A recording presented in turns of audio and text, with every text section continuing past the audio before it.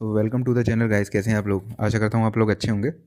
तो आज हम एक ऑप्शन ट्रेडिंग स्ट्रेटजी के बारे में बात करेंगे जिसका नाम है आयरन कॉन्डोर। दो तरह का होता है आयरन कॉन्डोर। सबसे पहले मैं बता दूं आपको, एक होता है शॉर्ट आयरन कॉन्डोर और एक होता है लॉन्ग आयरन कॉन्डोर। जैसा कि हमने इससे पहले भी जो वीडियोज़ बनाई थी उसमें भी हमने स्ट्रेटल और स्ट्रेंगल के ऊपर वीडियो बनाई थी, जिसमें आप जान सकते हैं कि वो भी दो तरीके का होता है, लॉन्ग और शॉर्ट, लॉन्ग स्ट्रेंगल और शॉर्ट स्ट्रेंगल। और जिन्होंने भी अभी तक लॉन्ग स्ट्रेंगल वगैरह का वीडियो नहीं देखा है वो मेरे चैनल पर जाके प्लेलिस्ट में चेकआउट कर सकते हैं, उनका वीडियो आपको मिल जाएगा।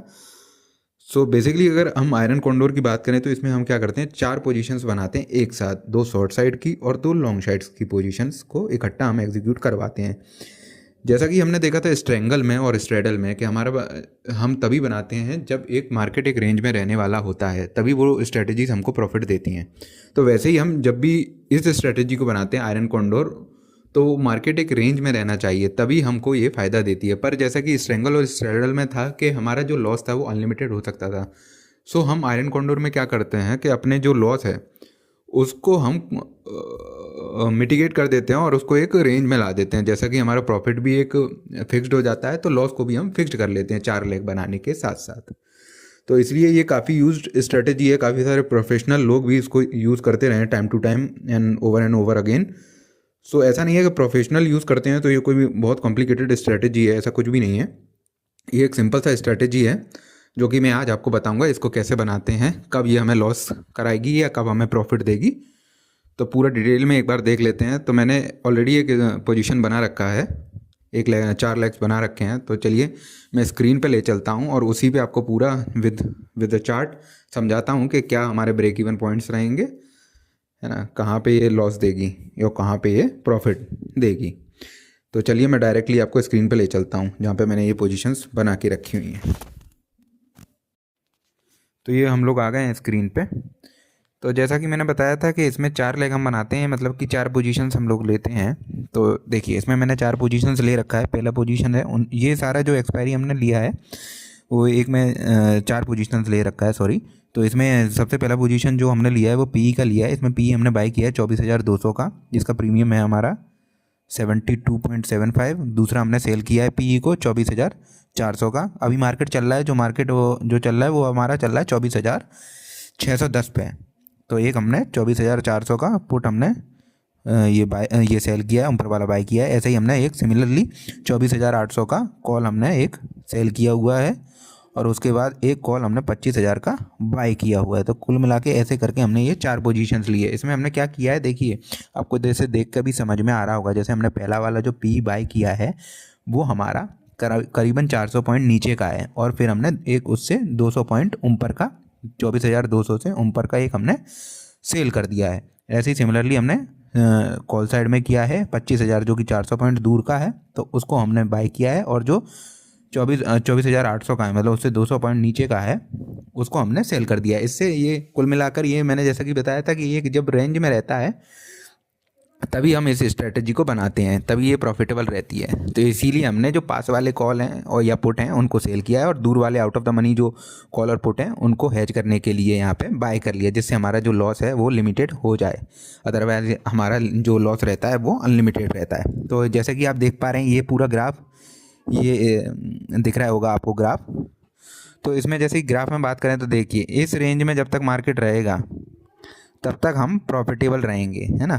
तो इसके नीचे जाता है, जैसे इस वाले जोन में मार्केट आ जाता है तो ये हमें लॉस देगा। मतलब या तो ज़्यादा ही गिर जाए या ज़्यादा ही बढ़ जाए तो हमें लॉस होगा। तो इसमें जो हमारे ब्रेक इवन पॉइंट निकल के आते हैं वो ये वाले हैं, एक ये और एक ये। तो जो नीचे की साइड हमारा ब्रेक इवन पॉइंट रहेगा इस पोजीशन में वो रहेगा 24,285 का, अराउंड 1.3% नीचे।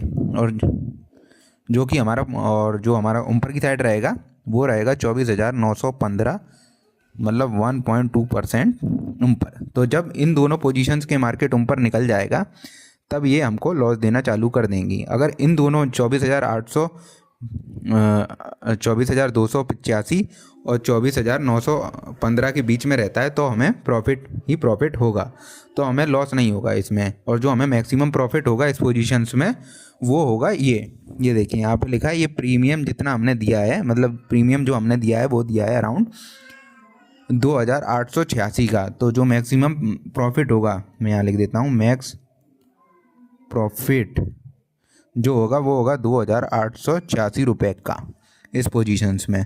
ये अराउंड 11% है हमारे कॉस्ट का। जो हमारा इसमें मार्जिन जमा होगा ना उसका 11% हमें प्रॉफिट मिलेगा। और जैसे कि ये जो लाइन दिख रही है आपको, स्ट्रेट लाइन, यहाँ पे अगर मार्केट पहुँच गया तो स्टेगनेंट हो जाएगा, आपका जो लॉस है वो बढ़ेगा नहीं। यहाँ पे हैज है हमारी पोजीशन, क्योंकि हमने दो, एक कॉल साइड और एक पुट साइड, दोनों साइड एक बाय करके रखी है। तो जो हमें मैक्सिमम इसमें लॉस होगा ना, मैं यहाँ लिख देता हूँ, मैक्सिमम लॉस जो होगा वो होगा हमें अराउंड 2114 रुपये का। ये हमारा -8% है हमारा जो हमने कॉस्ट लगाई है। तो यहाँ पे जो रिस्क रिवॉर्ड है, रिस्क रिवॉर्ड जो है वो 1 का है। ठीक है, बहुत अच्छा रिस्क रिवॉर्ड है, 1 का मिल रहा है हमको विद हैजिंग। मतलब इसमें ऐसा नहीं है कि हमें कुछ लॉस हो जाएगा या कुछ ऐसा हो जाएगा कि हम अनलिमिटेड लॉस में, जैसे कि कभी कभार होता है मार्केट में कि ओवरनाइट हम कैरी करके जाते हैं और कोई युद्ध हो गया, जैसे यूक्रेन रसिया का हो गया था, ईरान और इजराइल का हो गया था, तो उसमें काफ़ी ज़्यादा 1% से ज़्यादा का मूवमेंट आ गया था। तो उसमें हम लोग फंस जाते हैं, हमारी पोजीशन फंस जाती है और हमें बहुत ज़्यादा हैवी लॉस हो जाता है। तो जो प्रोफेशनल भी लोग हैं ना, वो इसी वजह से इस पोजीशंस को बनाते हैं जिसमें हमारा पोजीशंस हैज रहे।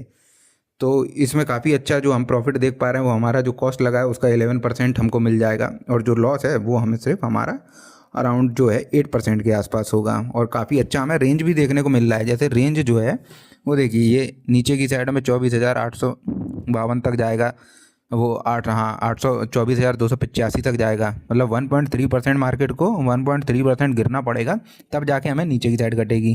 तो ऐसा नहीं होता है। अधिकतर जब मार्केट कंसोलिडेट करता है एक बड़ा मूवमेंट लेने के बाद, तो आसानी से एक हफ्ते में 1.3% नहीं गिरता है। सिमिलरली ऊपर की साइड देखें तो 24,915 है, 1.2%, इतना भी नहीं मूव आता है जब बड़ा मूव ले जाता है, तो पूरे हफ्ते ही कंसोलिडेट करता है। तो जब कोई एक बड़ा मूव मार्केट दे दे ऊपर की साइड या नीचे की साइड, तो आप इसको बना सकते हैं, एक हफ्ता आपका आसानी से निकल जाएगा और आपको काफ़ी अच्छा इस पे जो है 11% के आसपास प्रॉफिट हो जाएगा। तो और एक और बात बता दूं, जैसा कि मैंने वीडियो की स्टार्टिंग में बोला था कि ये 2 तरीके के होते हैं। ये भी जैसे ये जो हमने बनाया है ना, ये इसको बोलते हैं शॉर्ट आयरन कॉन्डोर। सिमिलरली आप लॉन्ग आयरन कॉन्डोर भी बना सकते हैं, आप उसकी भी प्रैक्टिस कर सकते हैं। तो अभी जो फ़िलहाल में मैंने बताया है वो आपको बताया है शॉर्ट आयरन कॉन्डोर के बारे में। आशा करता हूँ आपको समझ में आया होगा। अगर कोई फिर भी डाउट है कि स्ट्रेटजी को लेके आपको नहीं आया समझ में, तो आप मुझे कमेंट कर सकते हैं। मैं आपके कमेंट में आपकी प्रॉब्लम या जो भी आपका क्वेरी है उसको रिजॉल्व करने की कोशिश करूँगा। So that's all for today guys. Thanks for watching my video. Please like my video and subscribe to my channel. Thank you.